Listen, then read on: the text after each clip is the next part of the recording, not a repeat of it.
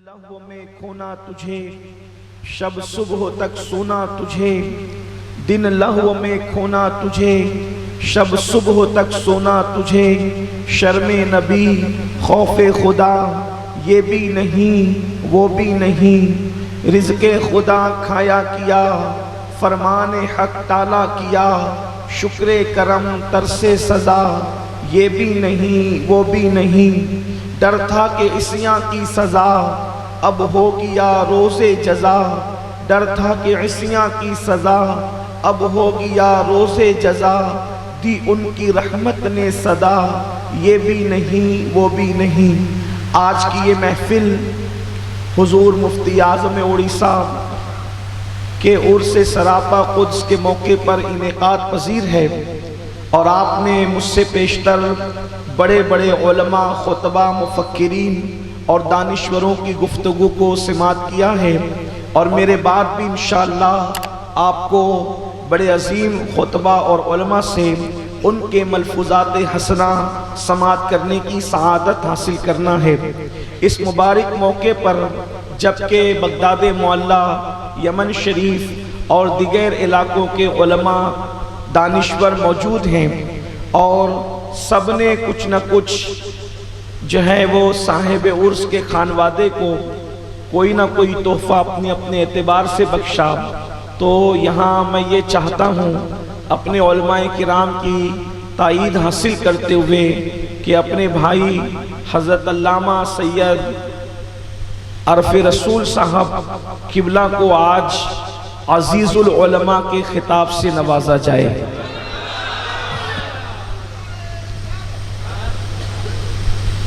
तो मैं इस पर अपने उलमा की ताईद और हिमायत भी चाहूँगा कि उम्मीद है कि वो इस पर जो है वो मेरी ताईद फरमाएंगे। वक्त तो बहुत मुख्तसर है, मुझे 2:15 बजे स्टेज छोड़ देना है और वक्त पर पहुँचना है। उसी मुनासिबत से हम उर्स में हाजिर हैं। मैंने उस आया करीमा की तिलावत की है जिसमें अल्लाह तबारक व ताला ने वलियों की शान बयान फरमाई है। बार बार हमने इस आया करीमा को सुना, इस आयत की तफसीर सुनी, इस आया करीमा पर दानिश्वरों के खिताबात समात किए। अल्लाह पाक कुरान मुकद्दस में इरशाद फरमाता है, अला इन्ना औलिया अल्लाह ला खौफुन अलैहिम वला हुम यहज़नून।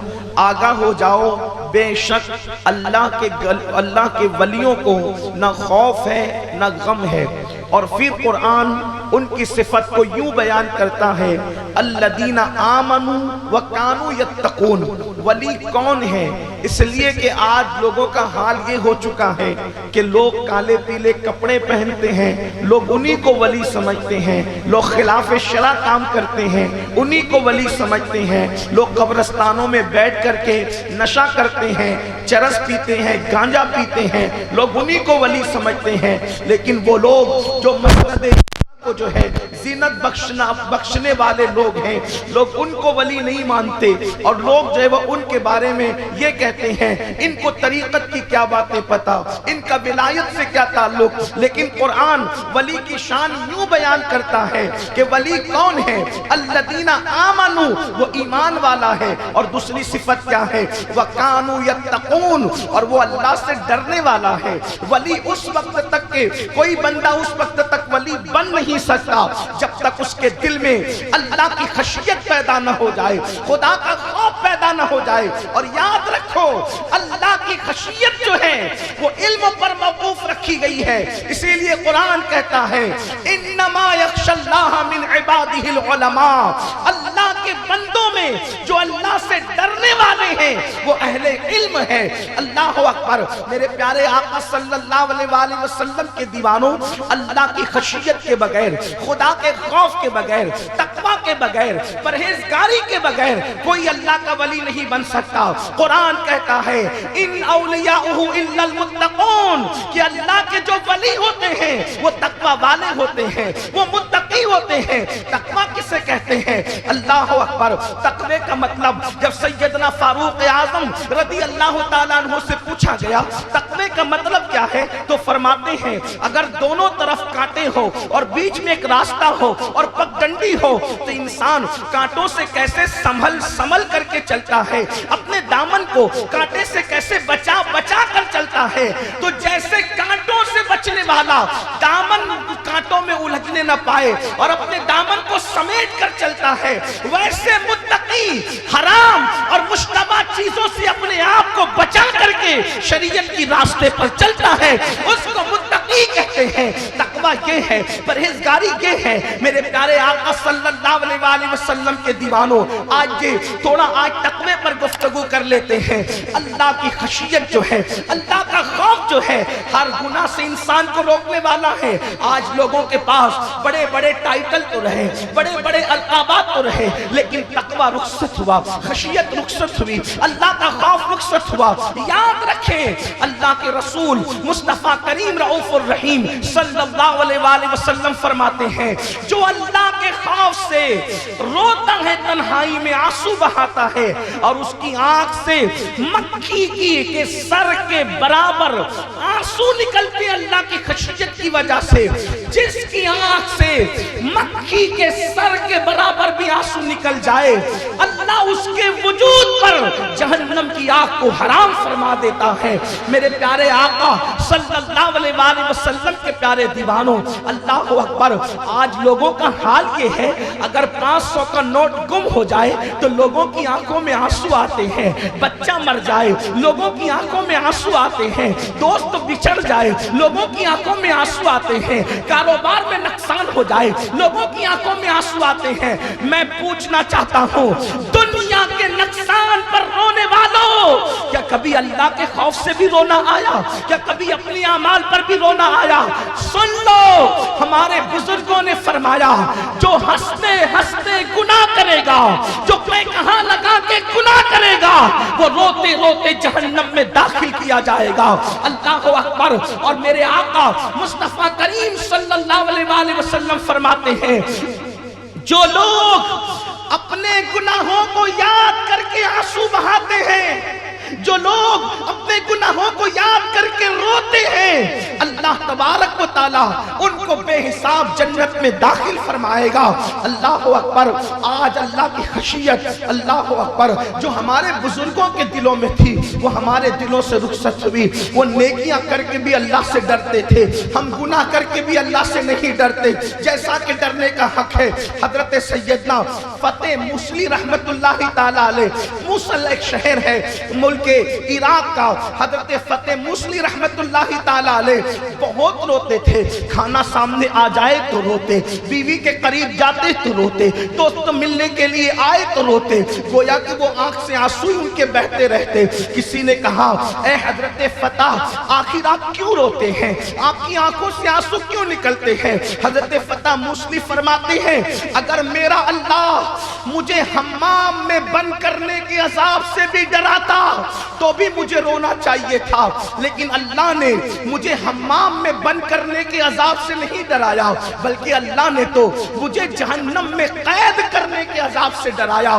اللہ اکبر۔ ذرا سوچو تو صحیح، جن کی راتوں میں کبھی تہجد فوت نہ ہوتی ہو، جن کی کبھی تکبیر اولا فوت نہ ہوتی ہو، جن کی آنکھیں کبھی حرام چیزیں نہ دیکھتی ہوں، وہ تو راتوں کو آنسو بہاتے ہیں، وہ تو راتوں کو روتے ہیں۔ اور وہ قوم جو زنا کے اڈوں کو آباد کر رہی ہے، وہ قوم جو مسجدوں کو ویران کر رہی ہے، وہ قوم جو جوا کے اندر مبتلا ہے، وہ قوم جو سود کھا رہی ہے، وہ قوم اللہ اکبر جو خدا کی نافرمانی کر رہی ہے، اس قوم کو غرور اور گھمنڈ ہے کہ اگر ہم جنت میں نہ جائیں گے تو جنت میں کون جائے گا۔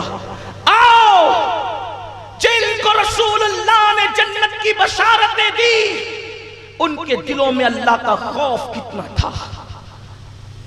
وہ عمر ابن خطاب رضی اللہ تبارک و تعالی عنہ، سیدنا فاروق اعظم، خلیفہ دوم، جس کا ذکر قرآن میں، جس کا ذکر توریت میں، جس کا ذکر انجیل میں، جس کے بارے میں اللہ کے رسول فرماتے ہیں، اپنی محفلوں کو عمر کے ذکر سے زینت دیا کرو، اپنی محفلوں کو عمر کے ذکر سے مزین کیا کرو۔ عمر کون؟ عمر ابن خطاب صاحب سب سنابل لکھتے ہیں ایک مرتبہ سیدنا جبریل امین رسول اللہ کے دربار میں حاضر ہیں اور ایسے میں سیدنا فاروق اعظم آتے ہیں تو حضرت جبریل کہتے ہیں یا رسول اللہ عمر آ رہے ہیں، میرے آقا عمر آ رہے ہیں۔ تو میرے سرکار نے فرمایا اے جبریل کیا میرے عمر کو آسمان والے بھی جانتے ہیں؟ اے جبریل کیا میرے عمر کو آسمان والے بھی جانتے ہیں؟ تو جبریل امین نے عرض کی یا رسول اللہ عمر کو زمین والوں سے زیادہ آسمان والے جانتے ہیں۔ تو میرے آقا نے فرمایا اے جبریل ذرا میرے عمر کی شان تو بیان کرو، میرے عمر کی شان کیا ہے؟ اس سے پتا چلا رسول اللہ کو صرف اپنی نعت مطلوب نہیں ہے، بلکہ جہاں حضور اپنی نعت کو پسند کرتے ہیں وہیں اپنے صحابہ کی منقبت کو بھی پسند فرماتے ہیں۔ سیدنا فاروق اعظم کی منقبت مصطفیٰ جان رحمت جبریل سے کہہ رہے ہیں جبریل تم بیان کرو میرے عمر کی شان۔ تو جبریل امین نے کیسے بیان کیا؟ فرعرض کرتے ہیں یا رسول اللہ اگر میں نوح علیہ السلام کی عمر کے برابر عمر لے کر آؤں، یعنی 1000 سال کی عمر لے کر آؤں اور عمر کی فضیلت بیان کروں تو 1000 سال ختم ہو جائے گی، عمر کی فضیلت ختم نہیں ہو سکتی۔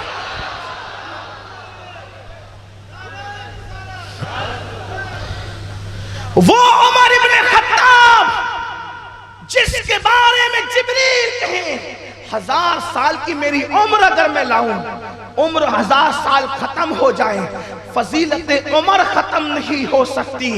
وہ عمر ابن خطاب اپنے بستر کے نیچے کوڑا رکھتے تھے، چابک، اور جب رات کو عمر ابن خطاب اپنے گھر آتے تو کوڑا نکال کے اپنے پیر پہ مار کر کہتے عمر بتا آج تو نے اللہ کی نافرمانی کتنی کی۔ جو لڑکے کھڑے ہو کے پیشاب کرتے ہیں وہ جلسوں میں صرف سبحان اللہ کہنے پر اور ناک پہ جھوم جانے پر جنت میں مغرور ہیں۔ جس قوم کو کلمے کا ترجمہ نہیں پتا وہ قوم گھمنڈ کر رہی ہے کہ میں جنت میں نہیں جاؤں گا تو کون جائے گا۔ صاحب مجموع الزوائد لکھتے ہیں جو اپنے آپ کو قطعی اور یقینی جنتی سمجھے اللہ کے رسول نے فرمایا میں محمد اعلان کرتا ہوں کہ وہ جہنمی ہے۔ جن کو جنت کی بشارتیں اللہ کے رسول نے دی ابو بکر فی الجنہ، عمر فی الجنہ، عثمان فی الجنہ، علی فی الجنہ، سعد فی الجنہ، سعید فی الجنہ، ابو عبیدہ فی الجنہ، حضور نے جنہیں جنت کی بشارت دی وہ عمر ابن خطاب کہتے ہیں اگر قیامت میں اعلان ہوا سب جنت میں جائیں گے ایک جہنم میں جائے گا، فاروق اعظم کہتے ہیں میں ڈروں گا کہ وہ جہنم میں جانے والا میں ہی تو نہیں جن کے بارے میں قرآن کہتا ہے والذین معہ اشداء علی الکفار رحماء بینہم تراہم رکعا سجدا یبتغون فضلا من اللہ ورضوانا سیماہم فی وجوہہم من اثر السجود۔ جن کے بارے میں قرآن کہتا ہے کہ وہ محمد الرسول اللہ کے ساتھی ہیں، جن کے بارے میں قرآن کہتا ہے وہ گھال میل والے لوگ نہیں ہیں، اشداء علی الکفار وہ کافروں پہ سخت ہیں، رحماء بینہم اور آپس میں رحم دل ہے، تراہم رکعا سجدا یبتغون فضلا من اللہ ورضوانا اور تم انہیں دیکھو گے کس طرح دیکھو گے؟ جب تم انہیں دیکھو گے تو وہ تمہیں رکوع اور سجود کرتے ہوئے ملیں گے اور وہ رکوع سجدہ کرتے ہوئے جو ملیں گے وہ کسی سے تعریف کے محتاج نہیں ہے، کسی کے تعریف کے متلاشی نہیں ہے، وہ ریاکار لوگ نہیں ہیں، بلکہ ان کی شان کیا ہے اللہ اکبر، وہ خدا کا فضل تلاش کرتے ہیں اللہ اللہ، اور ان کے چہرے سیماہم فی وجوہہم من اثر السجود، سجدوں کی برکت سے خدا نے ان کے چہروں کو منور کر دیا ہے۔ میرے آقا علیہ السلام کے دیوانوں وہ فاروق اعظم کا خوف کیا ہے؟ یقیناً امید بھی رکھو خوف بھی کرو اللہ اللہ۔ آج ہم لوگ گھمنڈی ہو رہے ہیں اللہ اکبر، تو میں عرض یہ کر رہا تھا سیدنا فاروق اعظم رضی اللہ تبارک و تعالیٰ عنہ بستر کے نیچے چابک رکھا کرتے تھے اور اپنے پیر پر چابک مار کے کہتے تھے عمر بتا آج تو نے کیا نافرمانی کی اللہ کی، مجھے بتاؤ میرے بھائیوں، کیا ہم بھی کبھی اپنا احتساب کرتے ہیں؟ کیا کبھی ہم بھی کبھی احتساب کرتے ہیں؟ اپنا احتساب نہ کرنے والوں، پاپ اور جرائم کر کے خود ساختہ جنتی بننے والوں، قرآن کہتا ہے اَيَحْسَبُ الْإِنسَانُ أَن يُتْرَكَ سُدًى، کیا انسان یہ تصور کرتا ہے کہ اس سے حساب نہیں لیا جائے گا؟ قرآن کہتا ہے فَمَن يَعْمَلْ مِثْقَالَ ذَرَّةٍ خَيْرًا يَرَهُ وَمَن يَعْمَلْ مِثْقَالَ ذَرَّةٍ شَرًّا يَرَهُ، ایک ذرے کے برابر نیکی کی ہوگی اللہ وہ بھی تمہیں دکھائے گا، ایک ذرے کے برابر جرم کیا ہوگا اللہ تمہیں وہ بھی دکھائے گا۔ ذرا سوچو تو صحیح، اللہ اکبر۔ آئیے میں اپنے ان جوان بھائیوں کو جنہوں نے مسجدوں کو ویران کر دیا، ان جوان بھائیوں کو جو عورتوں پہ پاپ کی نظر ڈالتے ہیں، ان جوان بھائیوں کو جو کانوں میں ایئر فون لگا کر گانے سنتے ہیں، جن کی راتیں غزلیں سن کر کے گزر جاتی ہے، اللہ اکبر، جو عورتوں اور لڑکیوں کے ساتھ رات میں 2-3 گھنٹے فون پر ناجائز حرام باتیں کرتے نظر آتے ہیں، ان جوانوں کو عرض کرنا چاہتا ہوں سیدنا فاروق اعظم کی زندگی کے آخری لمحات پڑھنے لگا ہوں، توجہ کرنا، فاروق اعظم کی زندگی کا اینڈ آخری لمحہ کون؟ عمر، جن کے لیے قرآن کہتا ہے رضی اللہ عنہم ورضوا عنہ، اللہ ان سے راضی وہ اللہ سے راضی۔ ان کی شان کیا ہے؟ ذالک لمن خشی ربہ، اور وہ اللہ سے ڈرنے والے ہیں جن کے خوف اور خشیت کو قرآن بیان کرے، جن کی خشیت ربانی کا اعلان قرآن کرے۔ اس فاروق اعظم کی زندگی کا اختتام کیسے ہو رہا ہے ذرا دل کے کانوں سے سنیں۔ یاد رکھنا جلسوں کی شاعری اور ہے اور حقیقت ہے اور ہے، حدیث اور قرآن اور ہے۔ اگر آپ لوگ اس خوش فہمی میں مبتلا ہیں کہ ہمیں صرف چہرے دیکھ کے جنت ملے گی، لوگ مجھ سے ناراض ہوتے ہیں تو اپنے بزرگوں کا لوگوں کو گستاخ بنانا چاہتا ہے، میں کہتا ہوں واللہ میں کیسے گستاخ بنا سکتا ہوں؟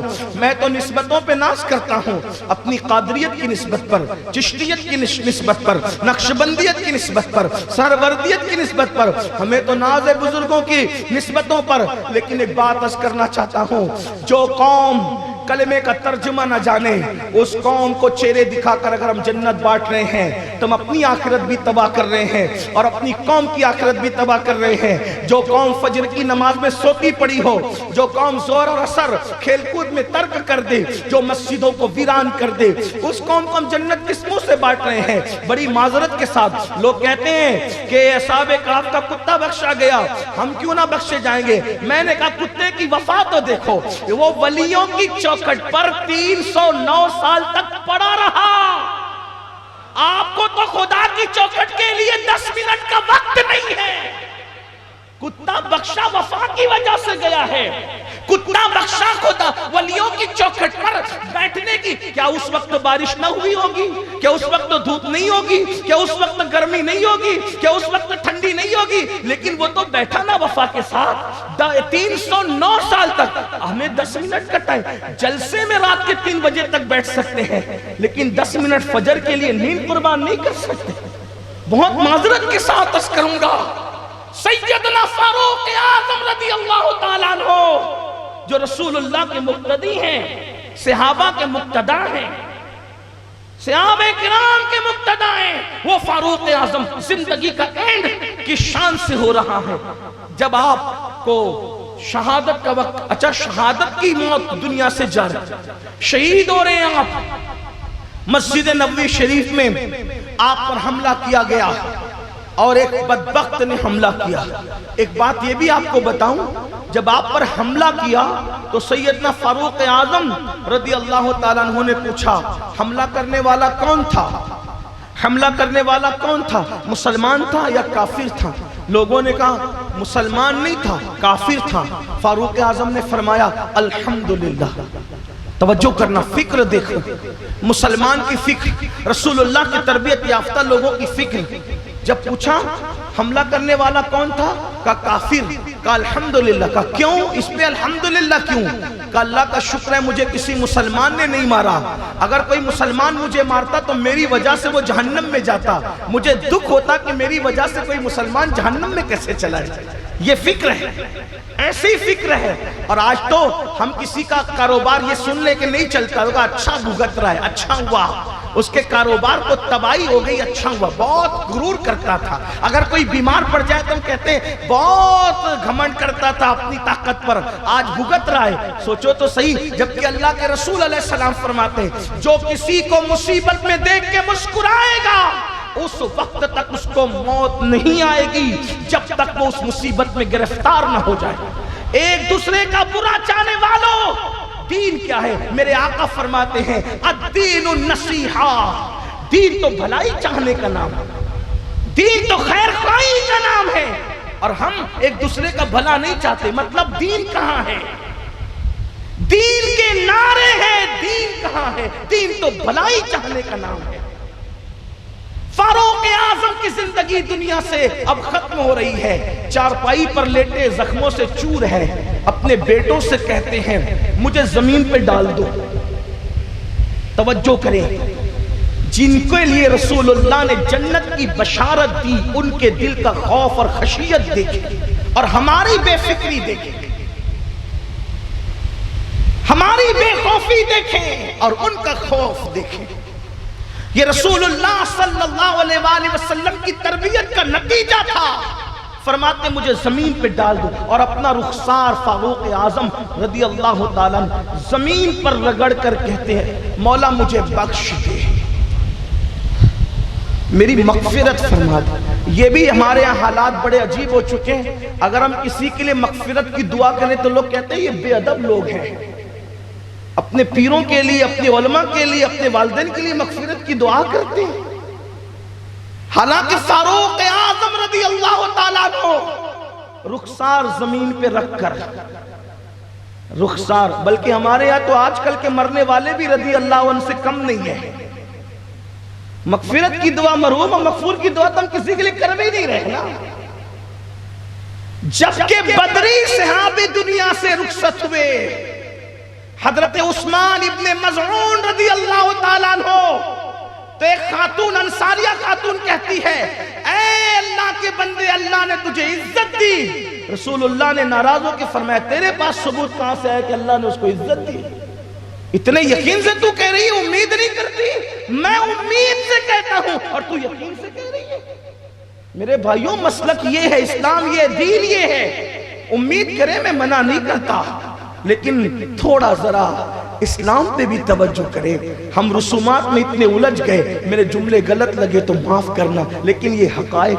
بدری کے لیے حضور کہہ رہے ہیں میں امید کرتا ہوں تو یقین کی بات کرتی ہے. اس لیے کہ خدا بے نیاز ہے.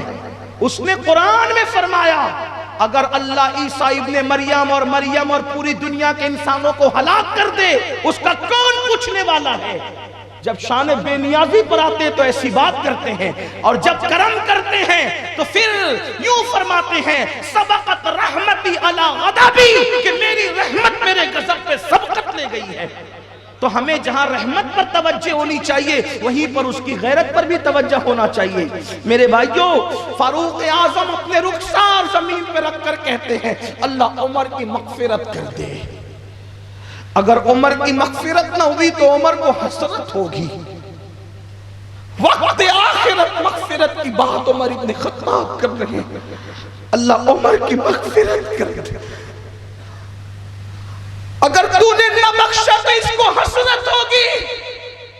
حضرت عبداللہ ابن عباس موجود نے کہا امیر المومنین آپ تو وہ ہیں جن کی وجہ سے اللہ نے اسلام کو اتنی فتوحات عطا کی کہ کسی کی وجہ سے عطا نہیں کی. تو فاروق اعظم کیا کہتے ہیں پتہ ہے؟ فرماتے ہیں یہ منقبت پڑھنے کا وقت نہیں ہے. اس وقت تو عمر کی تمنا یہ ہے کہ بس اللہ عمر کو نہ کوئی اجر دے نہ عمر کو کوئی عذاب دے.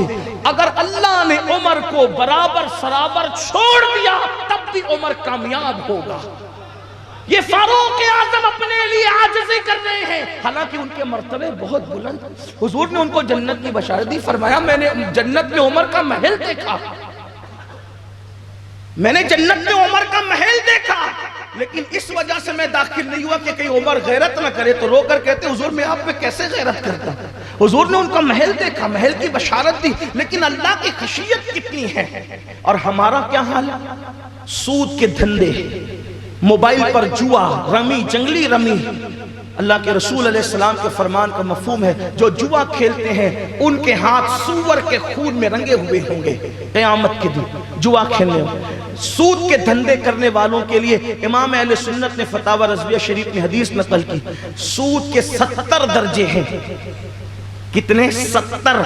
سب سے کم درجہ یہ ہے کہ کوئی اپنی ماں کے ساتھ زنا کرے، سب سے کم۔ گویا کہ سود کا دھندا کرنے والا اس صف میں کھڑا ہوگا جو اپنی ماں کے ساتھ 70 مرتبہ زنا کرنے والے ہوں گے۔ شرم نہیں آتی لوگوں کو؟ خیال نہیں ہوتا؟ خدا کا خوف نہیں ہے؟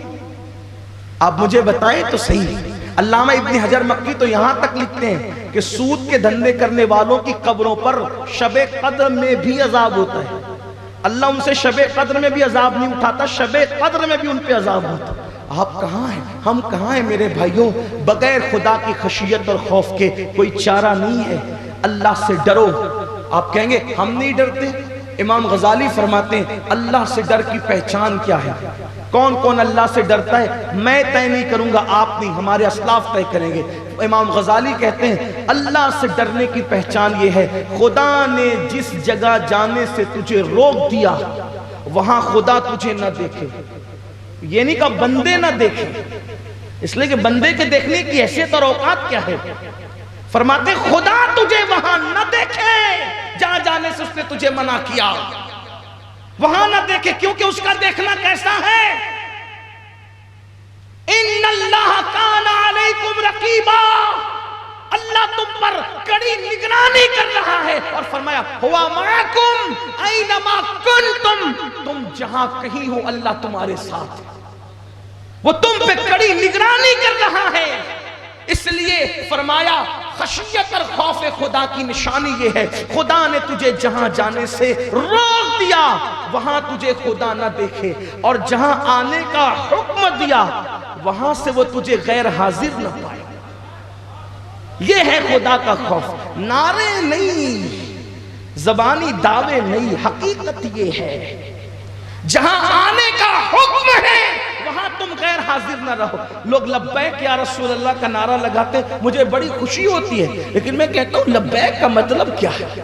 یا رسول اللہ میں حاضر ہوں، فجر میں غیر حاضر، ظہر میں غیر حاضر، عصر میں غیر حاضر، مغرب میں غیر حاضر، عشاء میں غیر حاضر، داڑھی رکھنے کا حکم ہے تو وہاں سے غیر حاضر، حلال کھانے کا حکم ہے وہاں سے غیر حاضر، اور پھر جلسے میں کہتے ہیں لبیک یا رسول اللہ، ہم حاضر ہیں۔ میرے امام اہل سنت کے پاس ایک شخص نعت لکھ کر کے لائے، اور نعت لکھ کر لا کر کہتے ہیں حضور میں نے لکھی ہے ذرا سن لیں، اس لیے کہ شاعروں کا مجاز ہوتا ہے جب تک وہ اپنا کلام سنا نہ دے تب تک انہیں چین نصیب نہیں ہوتا، اکثر بات ایسے، پھر اس پر داد جب تک نہ ملے اس وقت تک چین نہیں ملتا۔ امام کے پاس لائے، کون امام؟ کون امام؟ جو ہر فیلڈ کا امام، اگر فقہ پر وہ قلم اٹھائے تو اپنے وقت کا وہ ابو حنیفہ ثانی نظر آئے، اگر وہ علم حدیث میں بات کرے تو امیر المومنین فی الحدیث نظر آئے۔ امام بخاری کی روح بھی مچل جاتی ہوگی جب بریلی کا تاجدار علم حدیث پر کلام کرتا ہوگا۔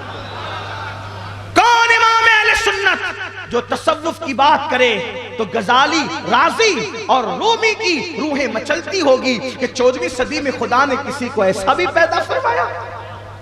وہ اپنے وقت کا شیخ المشائخ، بلکہ کوئی اور کتاب نہ دیکھیں، وہ صرف ہدایت بخشش لوگ اٹھا کر کے پڑھ لے، ان کی شاعری میں بھی فقہ، تصوف، حدیث کی جولانیاں نظر آتی ہے۔ اس امام کے پاس لوگ لکھ کر لائے اور کہا کہ میرا کلام سن لیں۔ امام نے کہ میں تو کسی کو سنتا نہیں ہوں، میں سنتا نہیں ہوں کسی کو، شورا سے بھی اگر ہو تو، حالانکہ میں نصیحت کے قابل آدمی نہیں ہوں، میری اوقات ہی نہیں، سب سے برا میں ہی ہوں، لیکن بزرگوں نے بٹھا دیا اور بزرگ لوگ بٹھا دیتے ہیں تو اپنے آپ کو مخاطب کر کے آپ کو بھی کچھ نصیحت کے جملے کہہ دیتا ہوں، لیکن کہتا ہوں شورا سے بھی ذرا سنبھل کر، اس طرح جنت نہ بانٹو۔ اس طرح جنت نہ بانٹو، اپنے کو کوئی حق نہیں ہے جنت بانٹنے کا۔ مالک جنت نے اپنے خاندان والوں سے کہا، اے نبی کے گھر والوں، عمل کرنا، عمل۔ جس کو عمل نے پیچھے کر دیا اس کو نسب کبھی آگے نہیں کر سکتا۔ جہاں نسب پہ زور ہے وہاں عمل کمزور ہے، جہاں نسب پہ زور ہے وہاں عمل کمزور ہے۔ اپنے نسب کو نہ لانا، صرف ایسا نہ ہو کہ لوگ عمل لائے اور تم صرف نسب لاؤ۔ جس کو نسب نے پیچھے کر دیا، عمل نے پیچھے کر دیا، اس کو نسب آگے نہیں کر سکتا۔ عمل کرنا، عمل۔ نبی کے گھر والوں نے پھر نبی کی بات کو اتنا سیریس لیا کہ ہر دور میں نبی کے گھر والے اتنے بڑے عامل تھے کہ ان سے بڑا عمل کرنے والا دنیا میں کسی کو دیکھا ہی نہیں گیا۔ عورتوں میں سیدہ فاطمہ سے بڑھ کر عبادت گزار کسی نے نہیں دیکھا۔ ایک رات میں وہ ایک سجدے میں پوری رات گزار دیتی ہے نا۔ مولا علی سے اللہ اکبر، پھر انہوں نے جو عبادت کی، امام حسین نے جو عبادت کی، امام زین العابدین نے جو عبادت کی، میرے مرشد غوث اعظم شیخ عبد القادر جیلانی نے عشاء کے وضو سے 40 سال تک فجر کی نماز پڑھی۔ یہ کسی اور خاندان میں نہیں ہے، نبی کے خاندان میں۔ 70 سال تک جاگنے والے معین الدین اجمیری کسی اور کے گھرانے میں نہیں ہے، میرے نبی کے گھرانے میں۔ بلکہ یہ بھی کہہ دوں کہ نیزے پہ قرآن سنانے والا شہزادہ کسی اور کے خاندان میں نہیں ہے، مصطفیٰ جان رحمت کے خاندان۔ وہ نیزے پہ قرآن سناتے ہیں، توجہ، وہ نیزے پہ قرآن سناتے ہیں، اور ہم لوگ اپنے میں ہاتھ نہیں اٹھواؤں گا لیکن اپنے ایمان والے دل پہ ہاتھ رکھ کے سوچو، آج سے پہلے قرآن کب پڑھا تھا؟ حسینی ہونا، آج سے پہلے قرآن کب پڑھا تھا؟ اپنے آپ میں ڈوب کے سوچو۔ ٹیجے پہ قرآن پڑھتے ہو، صرف چہلم اور دسویں میں پڑھتے ہو، گھر کی اوپننگ پہ پڑھتے ہو، اسی لیے قرآن ہے۔ قرآن کو تعویذ بناتے ہو، اسی لیے قرآن ہے۔ قرآن آیا کس لیے تھا؟ اس کو کہا ہے، اس کو رکھا کہاں؟ قرآن طاقوں میں رکھنے کے لیے تو وہ تو زندگی میں شامل کرنے کے لیے تھا نا۔ ہاں، لیکن ہم نے، میں یہ نہیں کہتا تیجے پہ نہ پڑھو، میری بات کا مفہوم مخالف مراد نہ لینا۔ الحمدللہ میں سنی ہوں اور پشتینی سنی ہوں، ہاں یہ بات یاد رکھیے، لیکن سن لو، حقائق تو حقائق ہے نا، حقیقتیں حقیقتیں میرے عزیز میرے بھائی۔ اللہ اکبر۔ تو میرے آقا صلی اللہ علیہ وآلہ وسلم کے دیوانوں، اللہ کے رسول علیہ السلام نے اپنے خاندان کے لوگوں کو یہ بات فرمائی، عمل کرنا، عمل۔ اور عمل سے کوسوں دور، بہت دور ہے، عمل سے بہت کوسوں دور۔ ایسا لگتا ہے کہ ہم سوچتے ہیں کہ ہمیں عمل کی ضرورت کیا ہے، ہمیں عمل کی ضرورت کیا۔ ہم سوچتے، امام اہل سنت کے پاس اشعار لائے گئے، سنیں آپ۔ میرے امام نے کہا میں نہیں سنتا کسی کو، 2 شعراء کو صرف سنتا ہوں، ایک تو اپنے بھائی مولانا حسن بریلوی کو سنتا ہوں، اور دوسرا مولانا کافی مراد آبادی کو سنتا ہوں، باقی اور کسی کو قصدن نہیں، بہت کم سنتا ہوں۔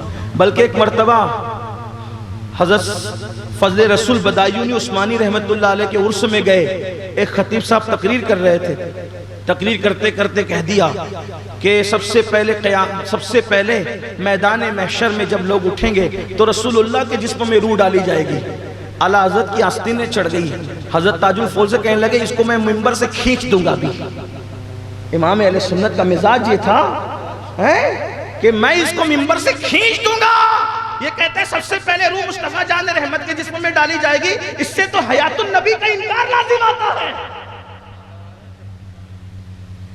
تو اس وقت حضرت تاج الفول مولانا عبد القادر بدایو نے فرمایا کہ اس پٹھان کے سامنے ایسے غیر ذمہ دار لوگوں کو نہ کھڑا کیا کرو۔ حضرت علامہ عبد المقتدر بدایو نے فرمایا ایسے کسی کو مت کھڑا کیا کرو، اور فرمایا آپ رکیے میں اتارتا ہوں۔ کہا اترو، چلو یہاں سے، آپ کا کام نہیں ہے مجدد میت حاضرہ، یعنی 14ویں صدی کے مجدد۔ اس دور میں وہ تو میت حاضرہ ہی تھی، ابھی ماضیہ ہو گیا۔ یہ امام اہل سنت امام احمد رضا، یہ تو وہاں تو نوک پلک دیکھی جاتی تھی۔ وہ کہتے ہیں کہ میں نے کلام لکھا ہے، شاعری میں نے کی ہے۔ آپ نے فرمایا میں نہیں سنتا لیکن لائے تو سنا دو۔ انہوں نے پڑھنا شروع کیا اور اس کا مفہوم یہ تھا، یا رسول اللہ میں آپ کے بغیر ایسے تڑپتا ہوں جیسے بغیر پانی کے مچھلی تڑپتی۔ امام تو تڑپ گئے نا، سچے عاشق تڑپ گئے، وہ واقعی تڑپ۔ جب وہ نعت مکمل کر چکا تو فرماتے ہیں اے لکھنے والے، اگر واقعی تیرے جذبات ایسے ہی ہیں جیسے تو نے لکھا ہے تو احمد رضا تیرے تلوے چومنے کو تیار ہے۔ احمد رضا تیرے طلبے، اور اگر تو نے جو لکھا ہے وہ تیرے جذبات نہیں ہے تو اللہ سے ڈر، اللہ کا خوف کر۔ تو کتنی بڑی بارگاہ میں جھوٹ بول رہا ہے تو؟ جس کی نگاہ سے خدا کی ذات نہ چھپی، اس کی نگاہ سے تیرے جذبات کیسے چھپ سکتے ہیں؟ ہم کہتے ہیں آقا آپ کی محبت میں جان دے دیں گے۔ مجھے نہیں پتا کتنے سچے کتنے جھوٹے کون کے ہیں، مجھے کسی کے عشق کا معیار نہیں پتا، لیکن میں تو اتنا جانتا ہوں کہ ہمارے یہاں بڑے بڑے مفتی لوگ موجود ہیں۔ مفتی اعظم اڑیسہ کے شہزادے، ایک نہیں کئی مفتی ہیں، ان کے سامنے تو میری حیثیت جوتیوں کی بھی نہیں ہے، لیکن میں ایک بات ضرور کہنا چاہتا ہوں کہ آپ مجھے بتائیں، فتویٰ تو ظاہر پہ لگتا ہے، ہم کہتے ہیں جان دے دیں گے، 10 منٹ کی نیند فجر میں کیوں قربان نہیں کرتے؟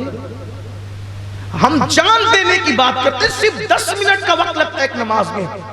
اور اللہ کے رسول علیہ السلام نے فرمایا اگر کوئی نماز چھوڑ کے جنت میں جانا چاہتا ہے وہ کان کھول کے سن لے، یہ مسلک اہل سنت یہ ہے جس کو آج 14ویں صدی اور 15ویں صدی کے اندر پہچان کے لیے مسلک اعلی حضرت کہتے ہیں۔ اللہ کے رسول علیہ السلام نے فرمایا جس نے جان بوجھ کے نماز چھوڑ دی وہ میرے ذمے سے باہر ہو گیا ہے، اس کے لیے میرا کوئی ذمہ نہیں ہے، وہ میرے ذمے سے خارج ہے۔ جس کی ذمہ داری رسول اللہ نہ لے، کہاں ہے؟ کہاں ہے؟ ہم تو پڑھ رہے نا کیا ہی ذوق افزا شفاعت ہے تمہاری، واہ واہ، قرض لیتی ہے گناہ پرہیزگاری، واہ واہ، لیکن جس نے یہ واہ واہ لکھی اس نے یہ بھی کہا کریم اپنے کرم کا صدقہ لئیم بے قدر کو نہ شرما، تو اور رضا سے حساب لینا، رضا بھی کوئی حساب میں ہے، صدقہ پیارے کی حیا کا نہ لے مجھ سے حساب، صدقہ پیارے کی حیا کا نہ لے مجھ سے حساب، بخش بے پوچھے لجائے کو لجانا کیا ہے۔ میرے بھائیو، ہم نماز چھوڑ کر خود ساختہ قادری، چشتی، نقشبندی، حبیبی، قدوسی سب بن سکتے ہیں، لیکن نماز چھوڑ کر اللہ کی عدالت میں اپنا سچا مسلمان ہونا ثابت نہیں کر سکتے۔ اس لیے میری گزارش ہے آج عرس قدوسی میں آنے والوں، عرس قدوسی کا پیغام یہ ہے کہ اللہ کا ڈر اپنے دل میں بساؤ، رسول اللہ کی سچی محبت اپنے دلوں کے اندر پیدا کرو، اور آج سے یہ عہد کرو کہ انشاءاللہ ہماری نماز کبھی نہیں چھوٹے گی، ہم نماز کو کبھی ترک نہیں کریں گے۔ افسوس ہوتا ہے مجاہد ملت کے پڑوس میں رہتے ہیں، کیا مجاہد ملت نے کبھی نماز کو ترک کیا؟ افسوس ہے مفتی اعظم کا دم بھرتے ہیں، کیا مفتی اعظم نے کبھی نماز چھوڑی؟ حضور مفتی اعظم نے ٹرین چھوڑ دی، نماز نہیں چھوڑی، سواریاں چھوڑ دی، نماز نہیں چھوڑی۔ افسوس ہے ہم کہاں ہیں؟ اور یاد رکھنا، ایک روایت پڑھ کے اپنی گفتگو مکمل کرتا ہوں، ختم کرتا ہوں، بلکہ دل کے کانوں سے سنیں۔ صاحب درۃ الناصحین اپنی کتاب میں اس روایت کو لکھتے ہیں جس کو میں اپنے الفاظ کے جامع میں بطور مفہوم پیش کر رہا ہوں۔ اللہ کے رسول علیہ السلام کی محفل ہے، اس میں صحابہ بیٹھے ہیں، اللہ کے رسول جلوگر ہیں صلی اللہ علیہ وآلہ وسلم۔ یہ بھی مجھے افسوس ہے، پھر آپ کہیں گے کہ طنز بہت کرتا ہے، لیکن افسوس ہے، یہ میرے دل کا درد ہے، کوئی خطاب تقریر نہیں۔ پیر کا نام آتے ہی تمہاری زبان پہ سبحان اللہ آتا ہے، ہاتھ اٹھا کر کے داد دیتے ہو، رسول اللہ کے نام پہ درود کیوں نہیں پڑھتے محفل میں؟ جب حضور کا نام آتا ہے سناٹا رہتا ہے محفل میں۔ یہ سنیوں کی محفل ہے، سنیوں کی محفل کا مزاج یہ ہے۔ سوچے نہ صحیح، کہاں پہنچے، کہاں پہنچے؟ پیر کے نام پہ چپ نہیں رہنا، اور رسول اللہ کا نام آئے تو کسی نے درود بھی نہیں پڑھنا، حالانکہ حضور کا یہ حق ہے۔ ہمارا مسلک یہ ہے، امام احمد رضا کا مسلک، کہ حضور کا جب نام لیا جائے تب امتی پر حق رسول یہ ہے کہ وہ صلی اللہ علیہ وآلہ وسلم پڑھا کر۔ ہم پڑھی پڑھتے محفلوں میں سناٹا ہے، افسوس ہے، ہمیں اس کو سیکھنا ہوگا، یاد رکھنا۔ حالانکہ اگر کوئی جلسے کمیٹی والے جلسہ کرتے تو میں یہ کہتا کہ بدرک والو آئندہ نہ بلانا ہو تو نہ بلاؤ، لیکن یہ کمیٹی کا جلسہ نہیں، یہ خانقاہ کا جلسہ ہے، اور خانقاہیوں کی باتیں ایسی ہوتی ہیں جو میں کر رہا ہوں، میں خانقاہوں کی ترجمانی کر رہا ہوں، یہ حق ہے، سچائی ہے۔ اس لیے کہ جن کا پیشہ خطابت ہو وہ آپ کی پسند کی کریں، لیکن جن کے لیے خطابت عبادت ہو پھر وہ آپ کی پسند کی نہیں، وہ یار کی پسند کی کریں۔ ہمارے منبروں کا مزاج یہی ہے، ہم حق کہتے ہیں، اچھا نہیں لگتا الگ بات ہے، لیکن حضور کے نام آئے تو چپ نہ رہا کرو۔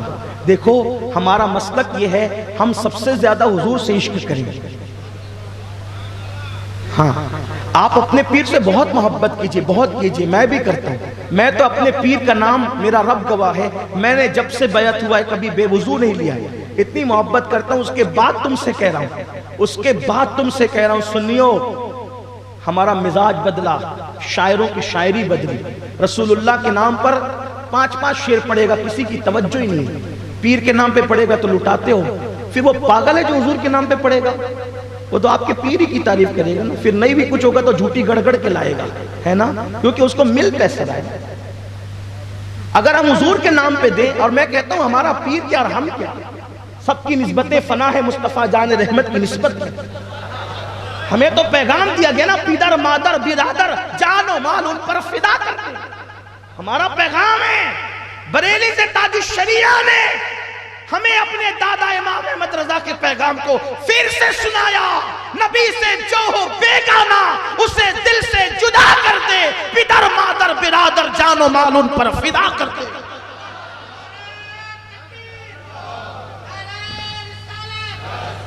میری گزارش ہے اپنے پیر سے سب سے زیادہ محبت کرو، لیکن محفل میں یہ کبھی نہیں ہونا چاہیے کہ آپ کو دیکھ کر کسی کو یہ لگے کہ آپ پیر پر رسول اللہ پہ کسی کو ترجیح دے رہے ہیں، یہ بات، ورنہ آپ لاشعوری طور سے مسلک اعلیٰ حضرت سے ہٹ جائیں گے۔ مسلک کا نعرہ تو زبان سے ہوگا، لیکن مسلک اعلیٰ حضرت سے عملی طور پہ آپ ہٹ جائیں۔ مسلک اعلیٰ حضرت تو یہ ہے، مورا تن من دھن سب پھونک دیا، یہ جان بھی پیارے جلا۔ مسلک اعلیٰ حضرت تو یہ پیر کے عرس میں جا رہے ہیں اور پتہ چلا کہ وہاں کوئی رافضیت زدہ شخص عرس میں شامل ہونے والا ہے، نواب رامپور کی شکل میں، تو آپ نے فرمایا پیر کے عرس میں جانا فرض نہیں ہے، لیکن رسول اللہ کے اصحاب سے دور رہنا ہم پہ فرض کیا گیا۔ اس سال عرس ترک کر دیا، نہیں یہ ہے، یعنی حضور پہ سب قربان کر دو، حضور پہ سب قربان کر دو، مورا تن من دھن سب پھونک دیا، یہ جان بھی پیارے جلا جانا۔ تو عرض یہ کر رہا تھا میرے بھائیوں، درود کی بات نکلی، جب بھی حضور کا ذکر آئے تو کیا کہا کرو؟ صلی اللہ علیہ وآلہ وسلم۔ آپ سے یہ بھی گزارش ہے، کیا کہا کرو؟ صلی اللہ علیہ وآلہ وسلم۔ حضور علیہ السلام فرماتے ہیں مجھ پہ تنہا تنہا درود نہ پڑھا کرو، میری آل کے ساتھ ملا کے درود پڑھا کرو۔ تو اس لیے تھوڑا سا اس پر بھی ہمیں توجہ ہونا چاہیے، صلی اللہ مل کے صلی اللہ علیہ وآلہ وسلم، اس کا خیال کریں۔ تو حضور علیہ السلام کی محفل ہے، بات میرا وقت ختم ہو گیا، مجھے پہنچنا ہے وقت پہ، دعا کریں کہ پہنچ جاؤں ورنہ کل کا پروگرام مس ہو سکتا ہے، لیکن میں وہ روایت پڑھ دوں مختصر اختصار کے ساتھ۔ محفل رسول ہے صلی اللہ علیہ وآلہ وسلم، ایک شخص روتے ہوئے جوان آتا ہے، حضور کی عادت تھی کسی کی آنکھ میں آنسو نہیں دیکھ سکتے تھے، آنسو دیکھا تو پوچھا کیوں رو رہا ہے؟ اس نے عرض کی حضور میرے باپ کا انتقال ہو گیا اور نہ کوئی کفن پہنانے والا ہے نہ کوئی غسل دینے والا ہے۔ تو سرکار علیہ السلام نے صدیق اکبر اور فاروق اعظم سے کہا تم دونوں جاؤ اور اس دیہات میں جا کر اس کو غسل دو، کفن پہناؤ۔ جب دونوں گئے صدیق اکبر اور فاروق اعظم، تو جیسے کپڑا ہٹایا غسل دینے کے لیے تو کیا دیکھا؟ اس کا منہ کالے سور کی طرح ہو گیا، میت کا منہ کالے خنزیر کی طرح ہو گیا۔ دونوں رو پڑے، پیروں کے نیچے سے زمین نکل گئی۔ ایسے میں انہوں نے رسول اللہ کے پاس صلی اللہ علیہ وآلہ وسلم قاصد بھیجا، حضور یہ تو کالے سور کی طرح ہو گیا اس کا منہ، ہم کیسے اس کو غسل دیں، کیسے کفن پہنائیں؟ حضور علیہ السلام خود آئے، خود تشریف لائے، سر بالی انہیں رحمت کی ادا لائی ہے، حال بگڑا ہے تو بیمار کی بن آئی ہے، ان کی زلفیں نہیں رحمت کی گھٹا چھائی ہے، ان کے ابرو نہیں دو قبلوں کی یکجائی ہے۔ حضرت حضور آئے، دعا کی اللہ اس کا منہ ٹھیک کر دے، درست کر دے۔ اس کا منہ ٹھیک ہو گیا، اس کو غسل دیا گیا، کفن پہنایا گیا۔ غسل اور کفن کے بعد پھر لوگوں نے نماز جنازہ پڑھ لی۔ کسی نے چپکے سے دھیرے سے کہا غسل سے پہلے تو منہ سور کی طرح ہو گیا تھا، اب نماز جنازہ کے بعد دیکھ بھی تو لو، چیک بھی تو کر لو اس کا منہ کیسا ہے۔ جب کپڑا ہٹایا تو پھر دیکھا واپس سے اس کا منہ کالے خنزیر کی طرح، کالے سور کی طرح۔ صاحب درۃ الناصحین نے کہاں تک انصاف کیا یہ تو وہ جانے، لیکن انہوں نے لکھا، علامہ عثمان ابن حسن علیہ رحمہ نے اپنی کتاب میں، اس کا منہ نماز جنازہ کے بعد پھر کالے سور کی طرح ہو گیا۔ تو صحابہ کرام رو پڑے، عرض کی یا رسول اللہ صلی اللہ علیہ وآلہ وسلم، اس کا منہ بار بار کالے سور کی طرح کیسے ہو جاتا ہے؟ میرے آقا نے فرمایا میرا اللہ کسی پہ ظلم نہیں کرتا، میرا اللہ کسی پہ ظلم نہیں کرتا، وہ اپنے بندوں سے بہت محبت کرتا ہے۔ اس کے بیٹے سے پوچھو اس کا منہ بگڑتا کیوں ہے؟ جب اس کے بیٹے کو بلایا تو اس نے عرض کی یا رسول اللہ میرا باپ نماز کے وقت تو سو جایا کرتا تھا، میرا باپ نماز کے وقت تو سو جاتا تھا۔ تب اللہ کے رسول علیہ السلام نے اپنے صحابہ سے فرمایا اے میرے صحابہ، جو نماز میں سستی اور غفلت کرے گا جب قیامت کے دن وہ اپنی قبر سے اٹھے گا تو اس کا منہ کالے سور کی طرح، کالے خنزیر کی طرح ہوگا۔ منہ پہ پھنسی نکل آئے، ولیمے میں نہیں جاتے، جلسوں میں نہیں جاتے، منہ کی پھنسی لے کر ولیمے اور جلسوں میں نہیں جاتے۔ جب یہ منہ نماز چھوڑنے کی وجہ سے اللہ نہ کرے کالے سور کی طرح ہو جائے، یہ منہ لے کر رسول اللہ کے پاس کیا جاؤ گے؟ اللہ کی بارگاہ میں کیسے حاضری دو گے؟ میرے بھائیوں، ولیوں کی چوکھٹ توبہ کی دروازے ہیں، یہاں آؤ، سچی توبہ کرو، اللہ تعالیٰ مجھے آپ سب کو معاف کرے۔ میری گفتگو کے درمیان کوئی غلطی ہو تو اللہ تعالیٰ مجھے معاف کر دے اور آپ سب کو بھی معاف فرمائے، اور اللہ ہمیں عمل کی توفیق دے۔ اللہ ہم سب کا خاتمہ ایمان پر فرمائے۔ استغفر اللہ ربی من کل ذنب و اتوب الیہ۔ میری گزارش ہے آپ اٹھ کے افراتفری نہ کریں، فلائٹ مجھے پکڑنا ہے، شاید آپ کو نہیں، اور میرے بعد آپ کو مجھ سے بہت